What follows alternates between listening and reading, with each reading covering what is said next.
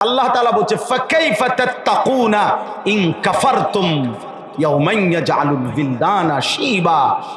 এই বান্দা, দিবা নিশি যে এত মিথ্যা, এত নাফরমানি, এত পাপ করছো, আমার বান্দা তুমি কেমনে বাঁচবা সেই হাসরের দিন, যেই দিনের একদিনে দুঃখ কষ্ট যন্ত্রণার পেরেশানিতে কোলের বাচ্চা বুড়া হয়ে যাবে, বুড়া হয়ে যাবে, বুড়া হয়ে যাবে। কেমনে বাঁচবি না? এত মিথ্যা, এত চুরি, এত জিনা, এত ব্যভিচার। আরে সুদখোর, আজকে 30 বছর সুদ খাচ্ছ, এই হারামখোর, তুমি কেমনে বাঁচবা?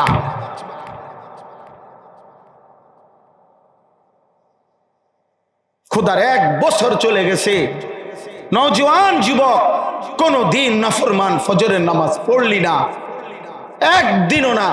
365 দিনে খোদার 1 বছরে কোনদিন ফজরের নামাজ পড়লি না, নাফরমান, বাঁচবি কেমনে হাসরের ময়দানে? কেমনে সইবা?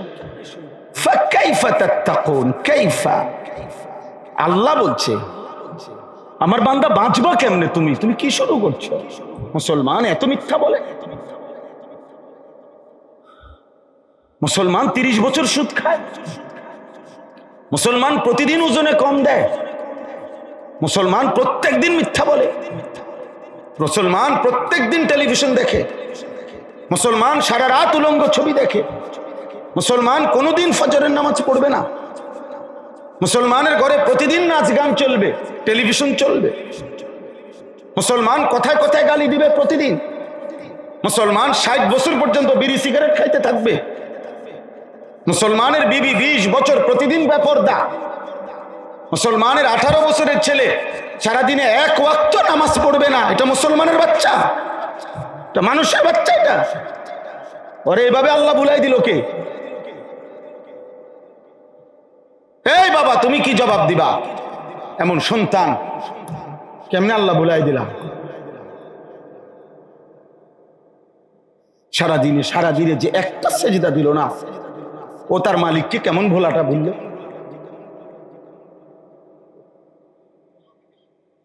ইয়া আইয়ুহাল ইনসান মা গাররাকা বিরাব্বিকাল কারীম।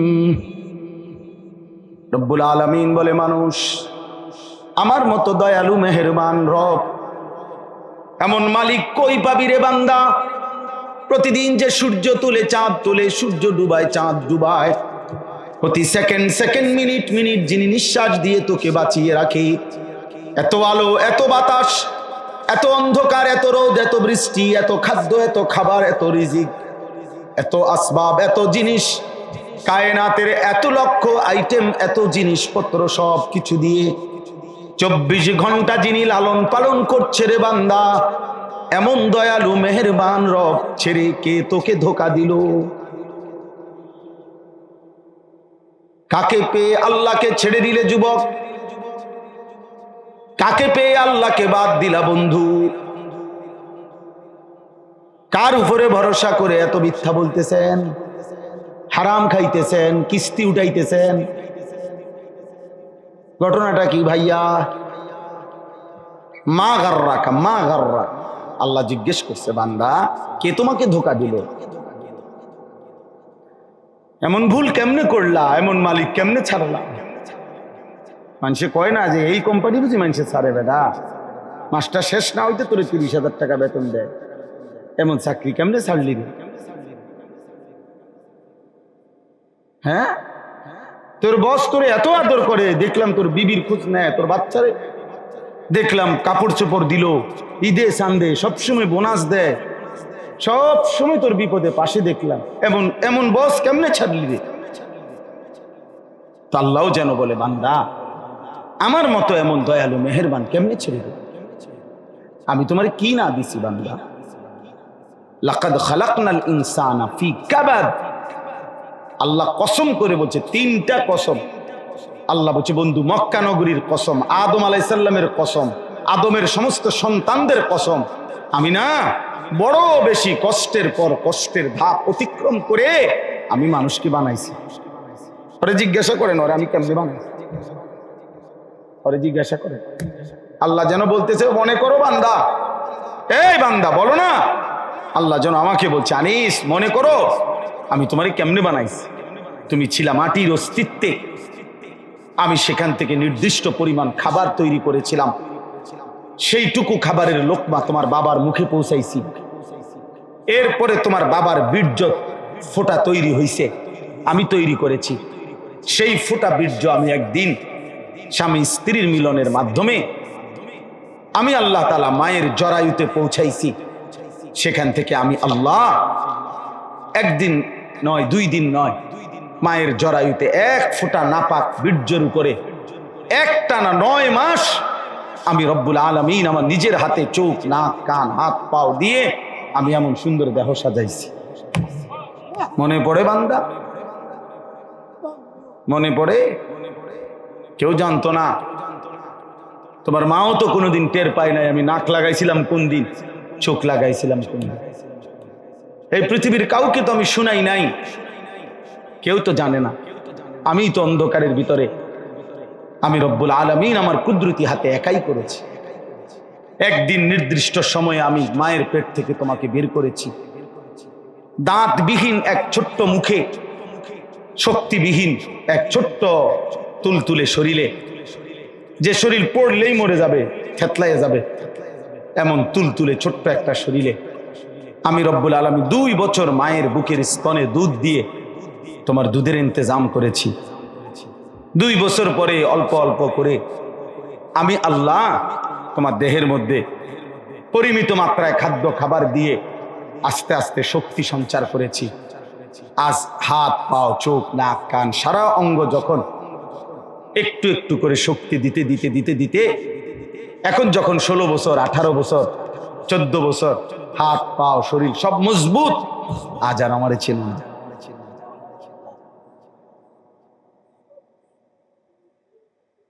আজ ভুলে গেছো? হ্যাঁ,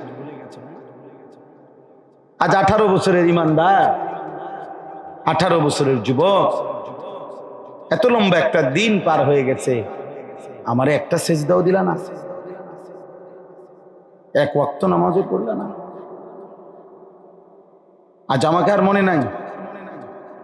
আমি তো কষ্টের পর কষ্টের ধাপ অতিক্রম করে তোমাকে বানিয়েছিলাম। লাকাদ খালাকনাল ইনসানা ফি কাবাদ। এজন্য রব্বুল আলামিন 2টা প্রশ্ন করেছেন, বান্দা ভেবে দেখো। আয়াহসাবু আল্লান ইয়াকদির আলাইহি আহাদ, আরেকবার বলছেন আয়াহসাবু আল্লাম ইয়ারাহু আহাদ। আল্লাহ বলে, বান্দা কি ভেবেছো তোমার উপরে কেউ শক্তি রাখে না? কেউ রাখে না শক্তি, কেউ না। আল্লাহ বলেন, তুমি কি ভেবেছো বান্দা তোমাকে কেউ দেখে না? বলেন, কে দেখে? কে শক্তি রাখে? আবার বলেন, আবার বলেন, আবার বলেন, জোরসে বলেন, আল্লাহ।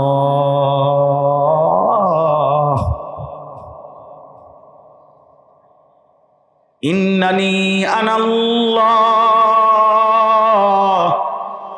আল্লাহ বলে, ইন্নানি আনাল্লাহ।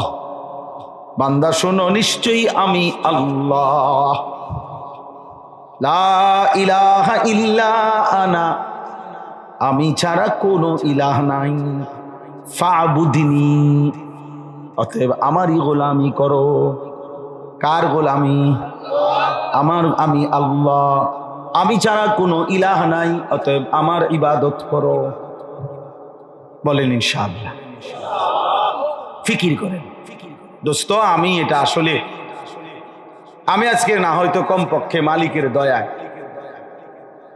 20 থেকে 21 বছর হয় ওয়াজ করি, এই ওয়াজের এই বাকি আমি কোনো সময় এটা এতটা খুব আলাদা কোনো কিছু মনে করি না যে শ্রোতা খুব বেশি কম, এটা নিয়ে কোনো টেনশনের কিছু। ছোট ছোট মজলিসেও বয়ান করি, এখন ছোট বড় যেমন ইচ্ছা এমন।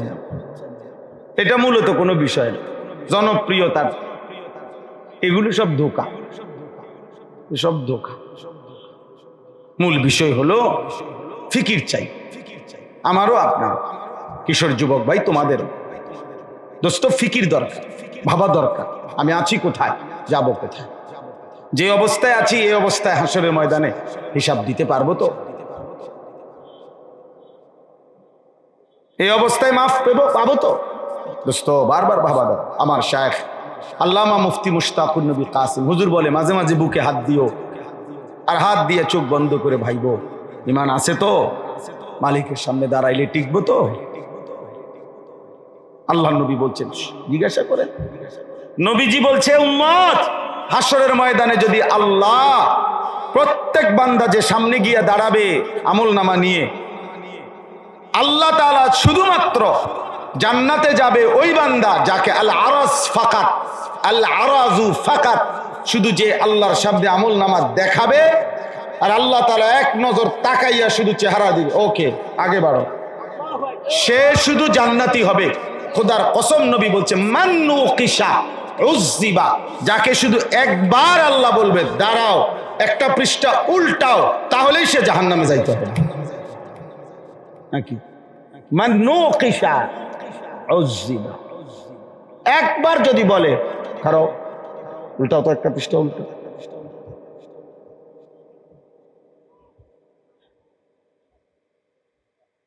তাহলে সে আযাবের মুখোমুখি। এক পৃষ্ঠার হিসাব কমপ্লিট করে সে দিতে পারে।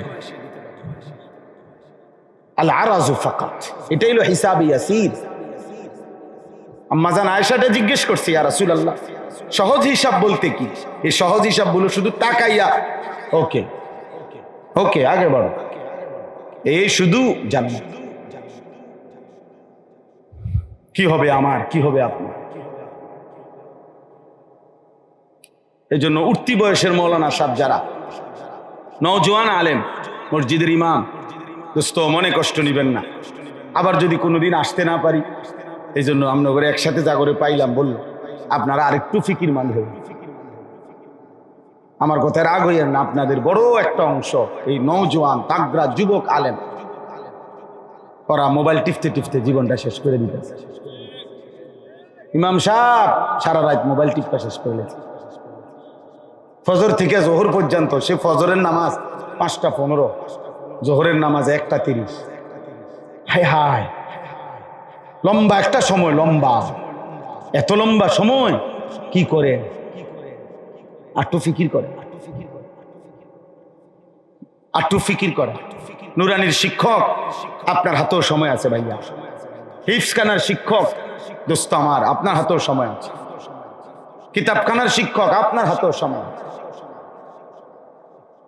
এখনো মাত্র সর্বোচ্চ জরিপ হলো মাত্র 7% সন্তান কওমি এবং আলিয়া মিলে মাদ্রাসায় পড়ে, 93% মুসলিম সন্তান স্কুল কলেজে। তাহলে এই 93% স্কুল কলেজের জেনারেল ছেলেরা, ওদের ওযু, নামাজ, সূরা, কেরাত, দোয়া, কালাম, পাক, নাফাক, হালাল, হারাম, এদেরকে শেখানো, ফেরানো, বুঝানো কার জিম্মাদার? জিব্রাইল এবং তার বাহিনীর, ঠিক না? জিব্রাইলের বাহিনীর জিম্মাদারি। তাহলে তাহলে আমরা তৃপ্ত হয়ে গেলাম, আমরা তৃপ্ত হয়ে গেলাম। নুরানি শিক্ষকেরও সময় নাই, হেফজখানার শিক্ষকেরও সময় নাই, ইমাম সাহেব আমনেরও সময় নাই, মুয়াজ্জিন সাহেব আমনেরও সময় না। আপনি 1:26 বাজে গেছে, 1:27 বাজে গেছে, এখনো মসজিদে ঢোকেন না। আর 2 মিনিট আছে জোহরের জামাতের একামতের, 40 বাজবার আগে আগে আপনি বাইরে হইয়া যান। আমনও এত ব্যস্ত, সবাই এত ব্যস্ত, উম্মতের ফিকির করবে কে? কি পরিমাণ ফিকির করলে, কি পরিমাণ মেহনত করলে, খোদার কসম আমি সব করে লাইছি, আল্লাহর কসম আমি এটা বলি না, কিন্তু আমি বুঝাইতে চাচ্ছি আমি সহ। নবীজির এই পরিমাণ অস্থিরতা, পেরেশানি, ফিকির ছিল যে আল্লাহ খোদ নবী সাল্লাল্লাহু আলাইহি সাল্লামকে থামাইছে। নবীজিরে আল্লাহ থামতে কইছে, আপনি থামেন, রাখেন, রাখেন, আপনি মরে যাবেন, আমি বুঝছি। আপনার যে অবস্থা, আপনি যা শুরু করছেন, আপনি আসলে বাঁচতেন না। ফালাআল্লাকা বাখিউন নাফসাকা আলা আসারিহিম ইল্লাম ইউমিনু বিহাদাল হাদিস আসাফা। আল্লাহ বলছে, হাই বন্ধু, আপনি বুঝি মানুষগুলো ইমানদার হচ্ছে না বলে আফসোসে আফসোসে আপনি কি আপনার জীবন দিয়ে ফেলবেন, জান দিয়ে ফেলবেন না? কারণ রাখেন একটু বিশ্রাম, তাহলে কি পরিমাণ হইলে এটা বলছে আমরা কোথায়, নবীজির মেহনত কোথায়? দাবি তো ঠিক আছে, ওরাসাতুল আম্বিয়া, দাবি ঠিক আছে, দাবি তো ভুল না, জিম্মাদারি পালন, দায়িত্ব পালনের হালাত কি? এই জন্য নওজোয়ান আলেমদেরকে বলল আরেকটু আন্তরিক হন, উম্মতের প্রত্যেকের কাছে কিভাবে ফরজে আইন এলেম পৌঁছবে। যে মুসলমান আজকে বছর পর বছর ফরজ গোসল করে, অথচ নাকের নরম জায়গায় পানি পৌঁছানো ফরজ, আল্লাহ পাকের লাখো মুসলমান বান্দা হবে না। অজুর মতো, অজুতে নাকে পানি দেওয়া সুন্নত, আর ফরজ বীর্যপাত হলে 15 বছর থেকে নিয়ে সমস্ত কিশোর ছেলে যুবক ছেলের বীর্যপাত হয় না? কথা বলেন না কেন? তা তাইলে তাদের উপরে গোসল ফরজ হয় কিনা? তো ও যদি না জানে, শুধু ঝর্ণা ছেড়ে দিলে নাকে পানি ঢোকেনি, বঙ্গোপসাগরে ডুব দিলেও কি নাকে পানি ঢুকবেনি? নাকে পানি তো আলাদা, পানি নিয়ে কি করতে হয়?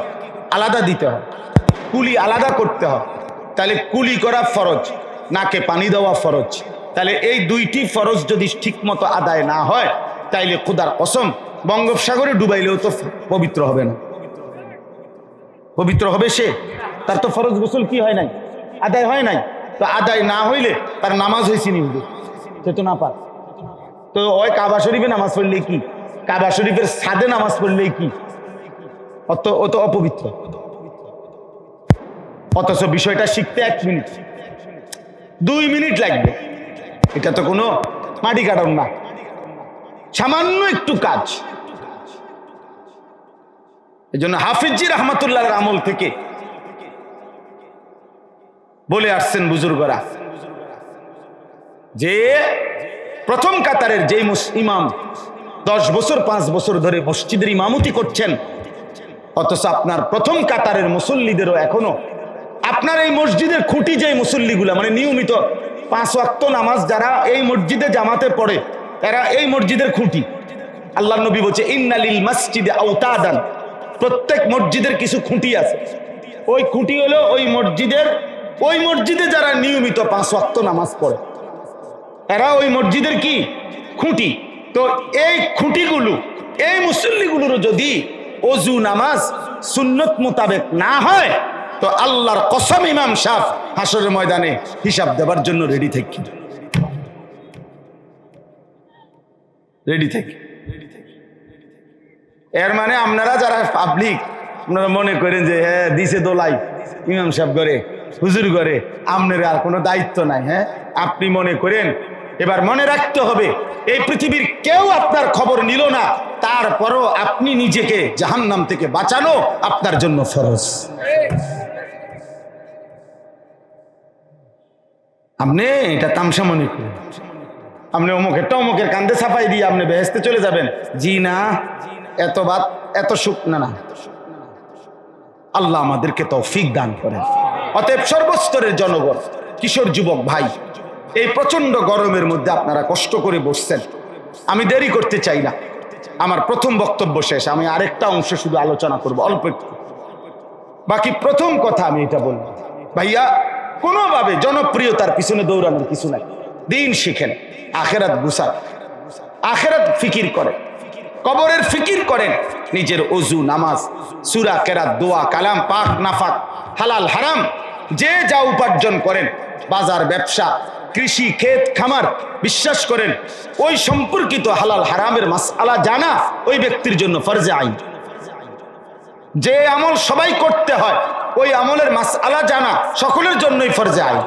তাহলে নামাজ পড়তে হয় কারা কারা? হুজুররা। কারা? তো সবার জন্যই নামাজের প্রয়োজনীয় মাসআলা শিখে নেওয়া, বুঝে নেওয়া, প্র্যাকটিক্যাল হাতে কলমে ফরজে আইন, ফরজে আইন, ফরজে আইন,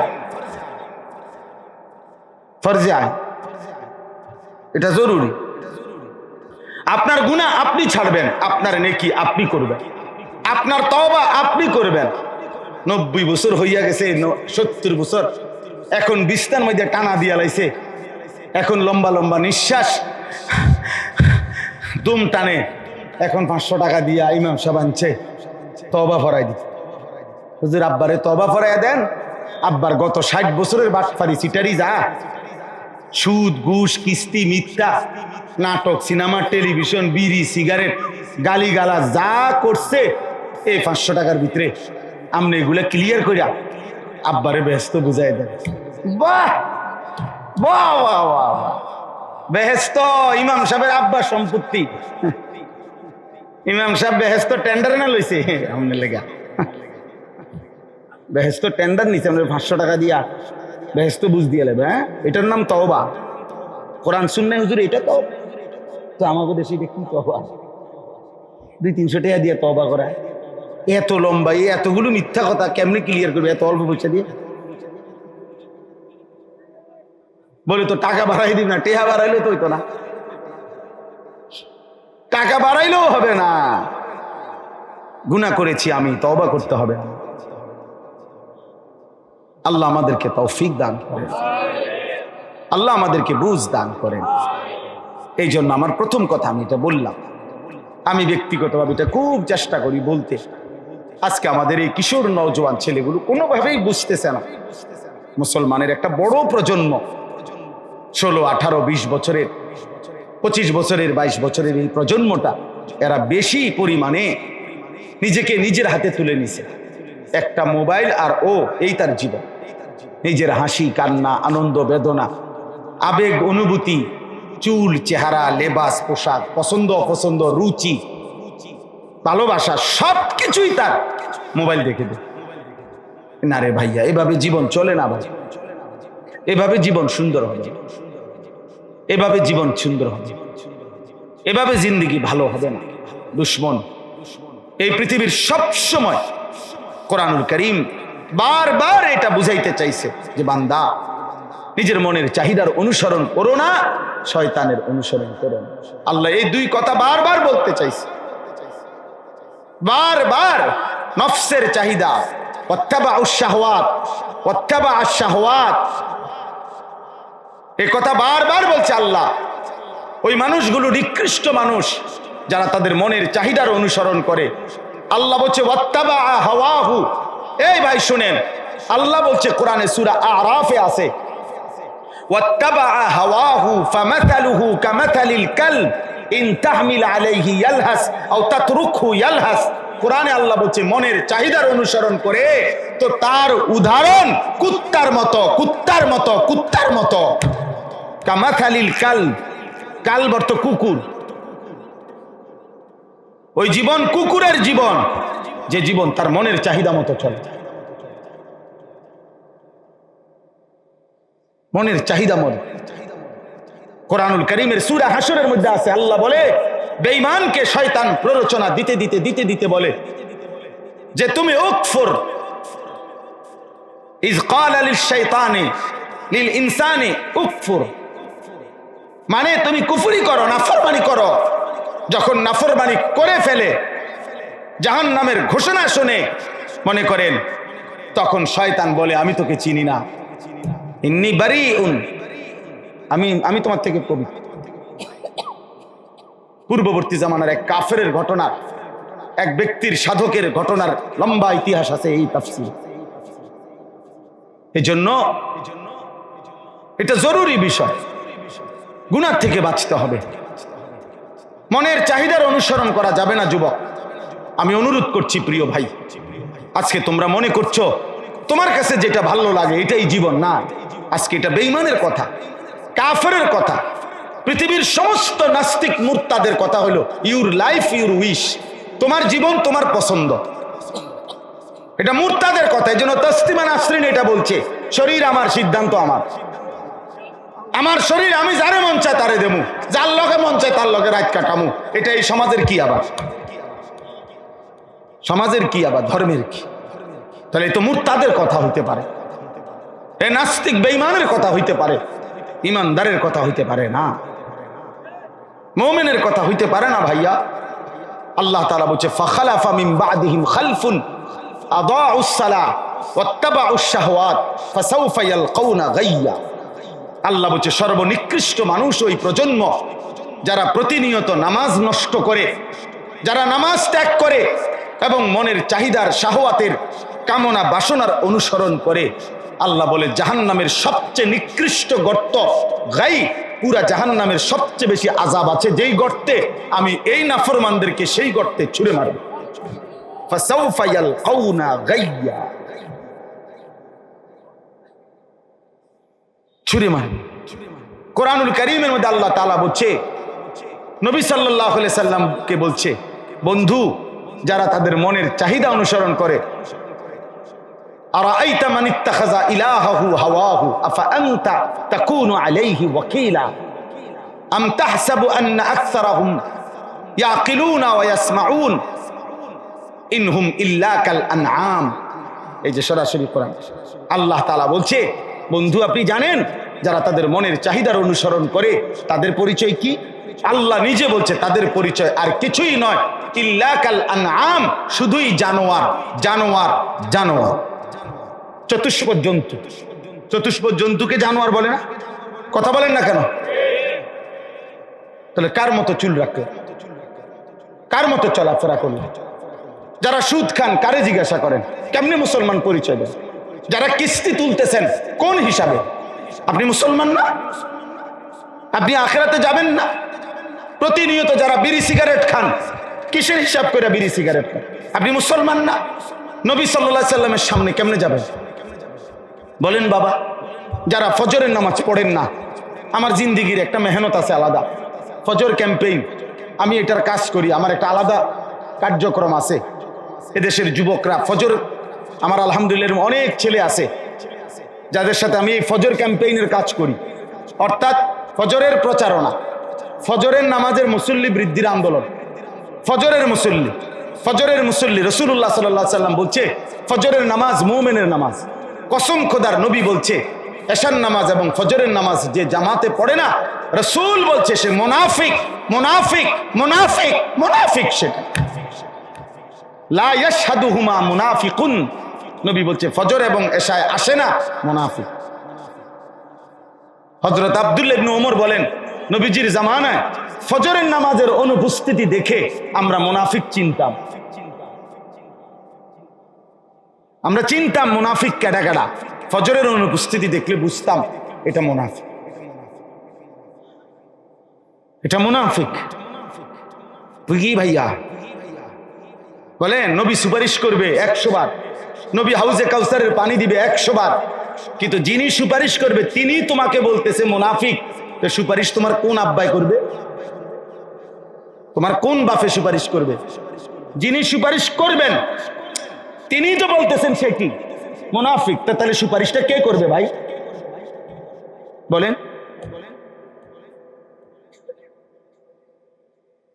কে করবে? দয়া করে বুঝতে শেখেন।